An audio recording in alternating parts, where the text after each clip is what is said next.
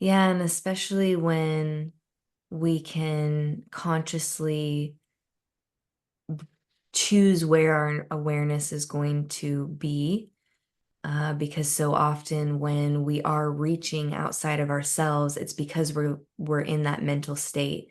And that's where our fears and our doubts and all of the like mean girl voices live, right? And when we get into the body, yeah, there may be uncomfortable emotions or sensations there. It's not all roses and daisies, but that's when we access more of the truth of those things rather than the story of those things, which is what lives in the mind. Welcome to the Wholesome Healing Collective. Join us on our podcast for a journey into the hearts of healers from all walks of life, diving deep as we explore meaningful conversations that have the power to inspire, empower, and share life-changing wisdom. Through this community, we hope to create a welcoming environment where our listeners leave feeling nurtured and uplifted. We're so delighted you are here. My name is Alyssa. And I'm Renee. Grab a drink, get cozy, and let's dive in. Hello, everyone, and welcome back to another episode of the Wholesome Healing Collective podcast. Alyssa and I are here today, and we wanted to talk about safety and a tool that we call resourcing and how they're connected, how they can be super powerful and impactful to our processing and our up-leveling into the most healed whole version of us. Yeah, as trauma-informed coaches and facilitators, we talk about safety a lot, but I know not a lot of people outside of our realm really know what we're talking about. So maybe it would be helpful if we kind of cover what safety means, and different ways to access safety. So Yeah. what does safety mean to you?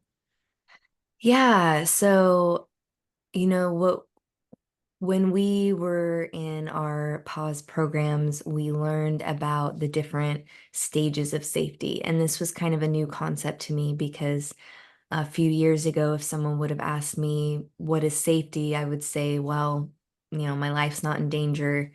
Um, I feel secure in my home. I don't feel like I'm going to get killed or robbed. So I'm safe. I'm good to go.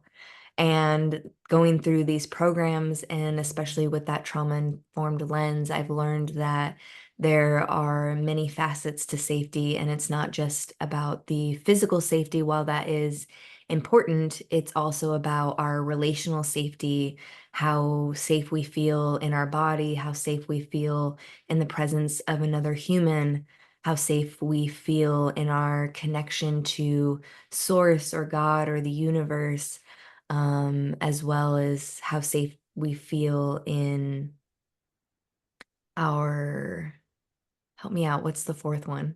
Emotions? Emotions, yes. Yeah. Yeah, which I guess is kind of the in the body part that I referenced, and being safe with feeling what is alive in the body, which can be something that many of us avoid like the plague. So accessing that safety to be able to do that work and process what is stored in our bodies is super powerful. Mm, I love that explanation. Yeah, so finding like that comfort and that ability to kind of access our emotions or access maybe more just like being with other people, like how can we create this relationship? How can we show up authentically and feel safe in doing so?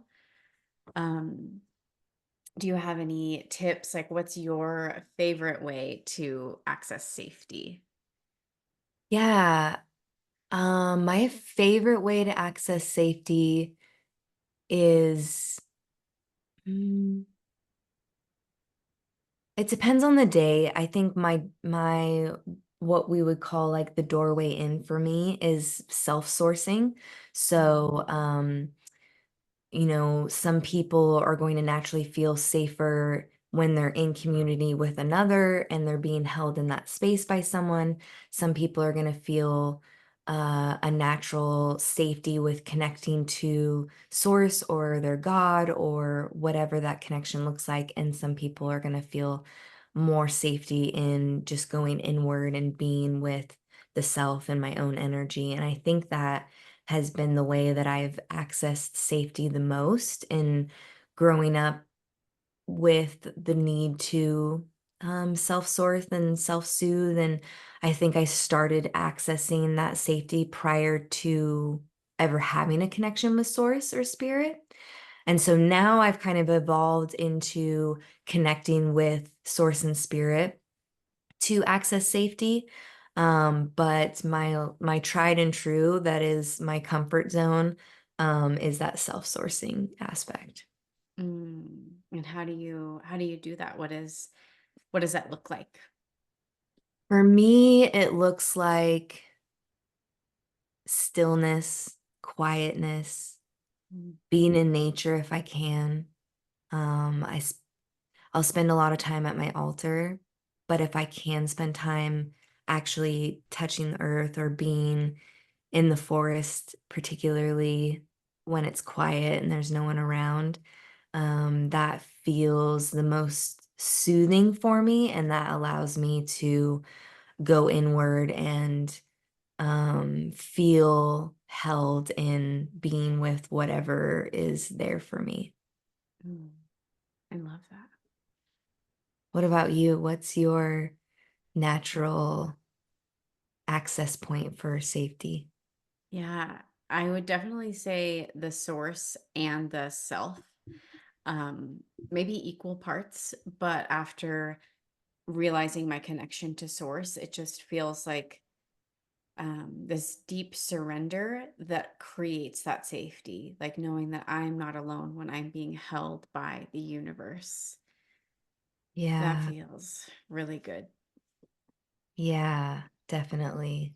That's something that I say often when I'm connecting is help me not feel alone in this. I just want to Mm. feel the presence.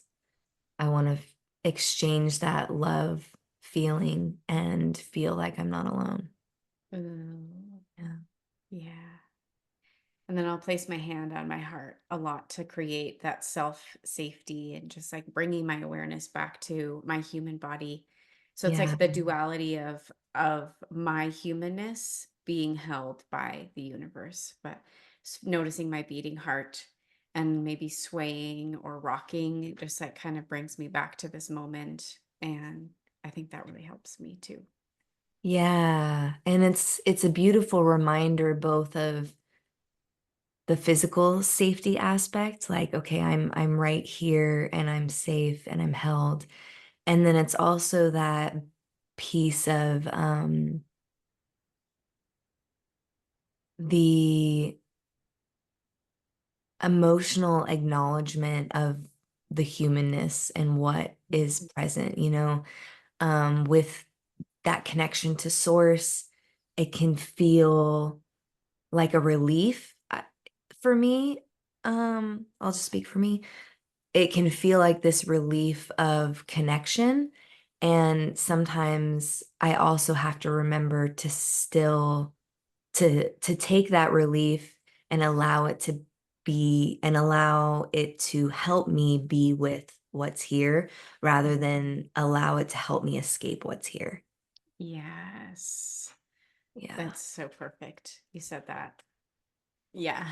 I Yeah, love that. because we could go either direction and neither one is wrong per se, and probably both have the time and place.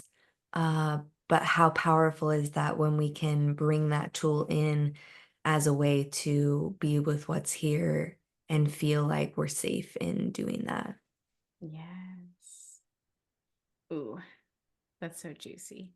It's These so are good. like, this conversation is just such a beautiful reminder that um I should connect to the safety every day and create that balance in my body. And I'm excited to start doing that. Yeah. And one thing I was talking to someone about this yesterday, actually, who is beginning their breathwork facilitator journey, and they're inspired by some of the experiences they've had with breathwork. And they particularly had had more of the big experiences of breathwork and not from a trauma-informed lens. And so I was sharing how you may have people who are really desiring that big experience and the perceived transformation that comes with that. And sometimes there's this false expectation of the bigger the experience, the bigger the transformation, when in reality, intensity does not equal transformation. And while we can desire those big experiences and we can work our way towards those big experiences, the foundation of safety is so important. And it can be sometimes a challenge when we want to go 0 to 60 and we're being asked to titrate into it. And the reason it's so important is because even if we know what we're expecting, and we know there's going to be this big release and that could bring up big emotions, it's hard to really um feel what it's going to be like on the other side when you're blown open like that, especially if you've never had that experience before. And it can be very jarring to stir up whatever is in the body, whether it's trauma, whether it's old memories and emotion, whether it's stuck pain, it could be anything. And when we open that up and we don't have the foundation of safety to fall back on, we don't have our tools that allow us to access the safety to be able to integrate the experience, we get blown wide open. And then it's like, now what? Now, what do I Mm, do with all of this? How do I integrate it? How do I go back to my real life or yeah. reality? And that's why it's so important to start with the safety and the foundation, so that when we get to that big experience, we can self-soothe, we can bring in those tools, like resourcing, which is one that we were going to talk about today. Yeah. I think that's such great awareness talking about those big moments. And if you're not ready, how damaging they can be. Having safety in the system to be with the emotions that come through and be with the processes, I think is so important. And I'm glad you named that. Yeah. Yeah. Yes. Do you want to jump into resourcing? Yeah. Yeah. I love this concept, resourcing. And it was new to me until Sam from Pause Breathwork introduced me to this process in the coaching containers. So, um, and we just did this in our coaching session, which is why I felt like it was so alive for me. So I had this energy that was not so great, like it didn't feel very good to hold and to be with. So we were able to resource from a more positive energy. This was my puppy. He came to nourish me. And we kind of just like relished that energy where that lived in my body and expanded that. So, resourcing from this good, soothing energy so that I can go back and hold the uncomfortable energy and kind of toggling back and forth until maybe the uncomfortable energy is neutral. But I'm sure there's more to explain about it and it might be more fresh on your mind. So, do you have more to share? Yeah, I mean, all of that was perfect description. And I'll just add in the duality of, or I guess the concept of duality, right? Where um, we may feel like at times there's only one dominating energy in the body, and we can get kind of enveloped in that energy and start to view the world from that energy. And when we bring in a tool like resourcing, we can hold the duality of multiple emotions and show our system that we can see and observe and acknowledge an emotion that's there that maybe is hard to be with, and we can access an emotion that feels nurturing and safe and loving and allow us to essentially take a break and be with this emotion. And then when we're ready, we can take sips of the other emotion. We can take time being with it and know that it's a titration process and we get to come back to that other emotion when we feel like we need that break and we need to resource. And then that back and forth starts to kind of alkalize the two energies naturally, where they just start to feed into each other and it's almost like they become one. Mhm. Or at least that's kind of the visual representation that happens in my mind as I'm guiding someone through that. And it's almost like as we accept and invite in the ability to be okay with observing and being with this emotion, we start to trickle that emotion into the good feeling emotion and vice versa. And then they both dilute each other and become neutral. Mm. Yeah. And I would say you can resource from maybe all of those different stages of safety we talked about. So, Yeah, good point. resourcing from source. So, maybe bringing that in through the crown, resourcing from maybe a memory of someone or of a place, resourcing of what you mentioned, the emotions in the body, or maybe there's just a good place in the body that feels good, like if you have pain or really uncomfortable sensations throughout most of your body, but maybe in one spot you don't feel that, resourcing from that spot. I think that covered those four different stages. So it can be, or it can be another person. So when we're together, or in my case, it was my puppy. And it just feels really good to know that you don't have to do it alone, that you can resource from other people or things or memories or emotions or from source. Yeah. Yeah, I'm glad you mentioned that aspect of resourcing from another person because it can be really powerful to attune to the energy of the person that's holding you and let their energy kind of be like the blueprint that your system gets to feel and start to acclimate to. Yeah. Yeah. Get so in tuned. I felt like I wasn't even making any faces or like verbalizing or whatever physical, making my emotions physical, but you picked up on them before I ever really showed any signs, and I was like, "Yep, she's tapped in." Yeah. Yeah. Pretty funny.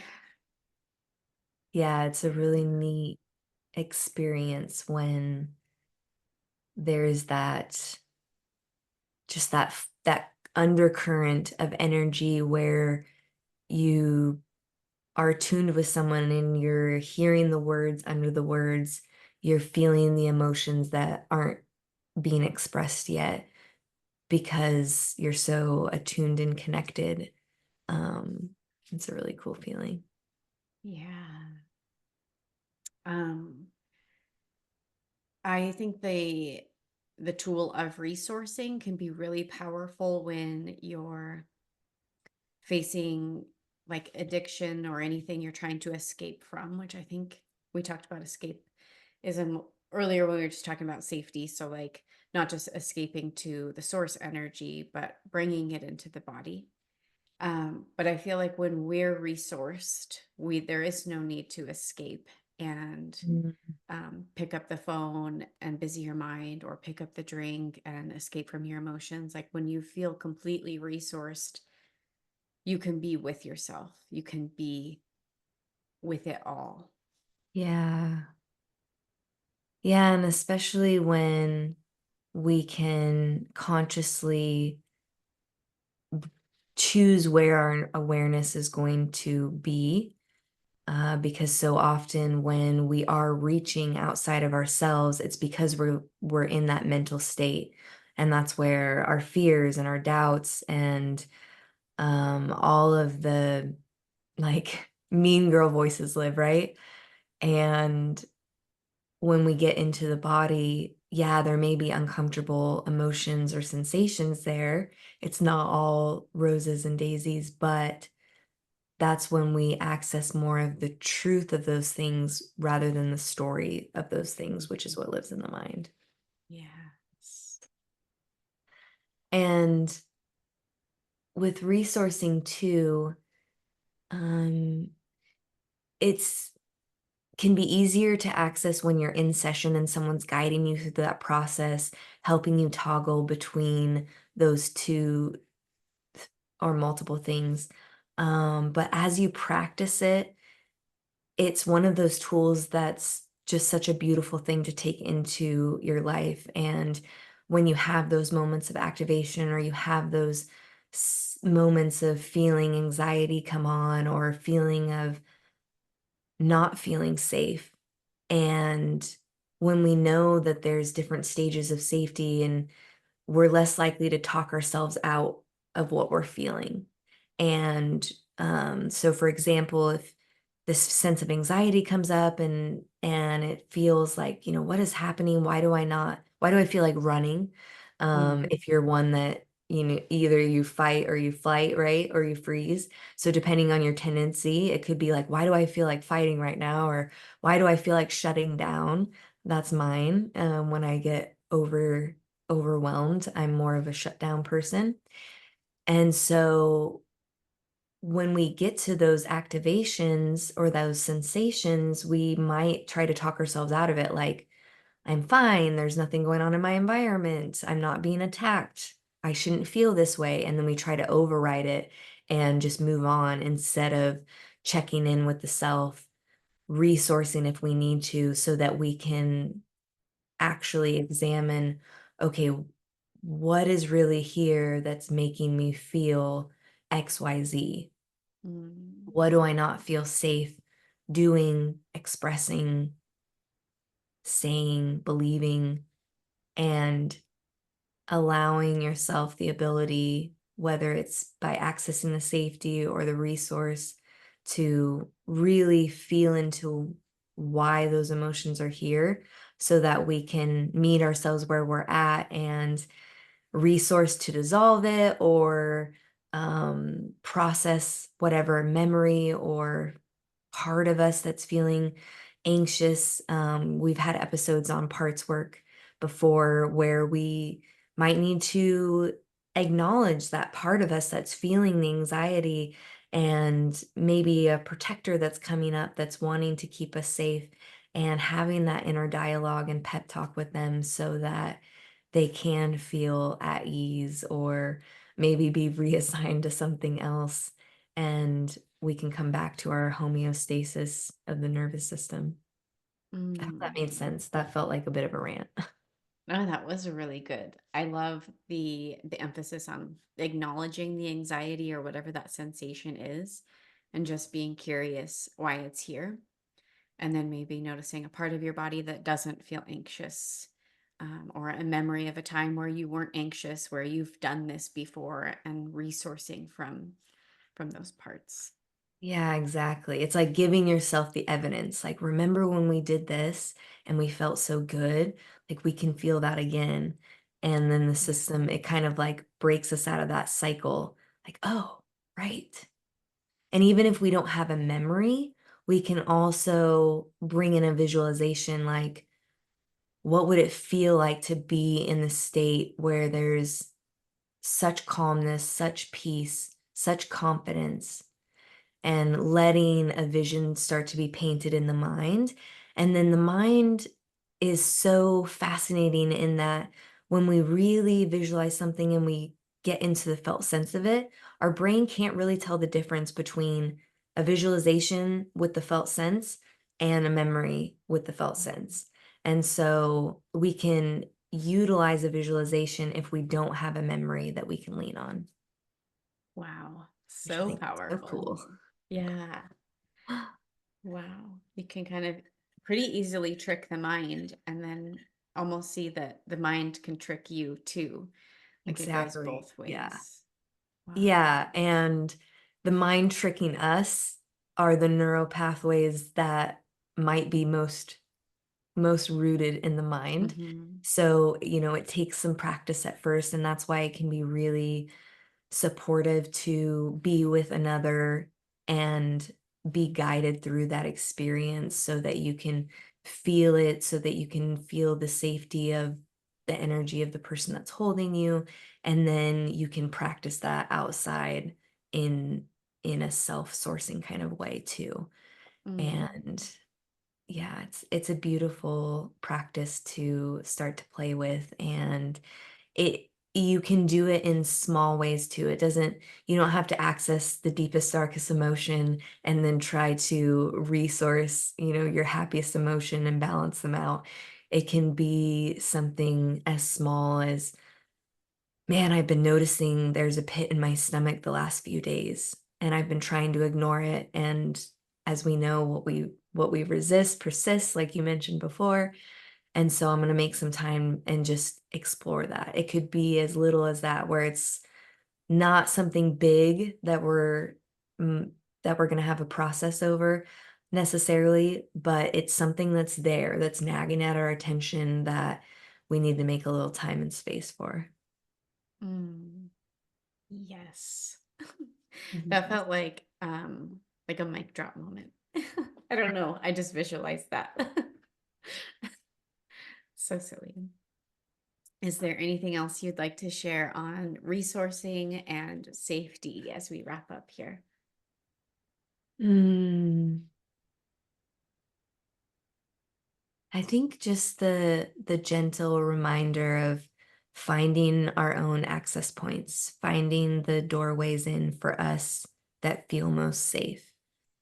Whether that's with another person, connecting to source, connecting with ourselves. If if no other practice is put into place from these shares, I'd say that would be one to start with, is just finding that access point so that when you need safety, you have a predetermined path to go to.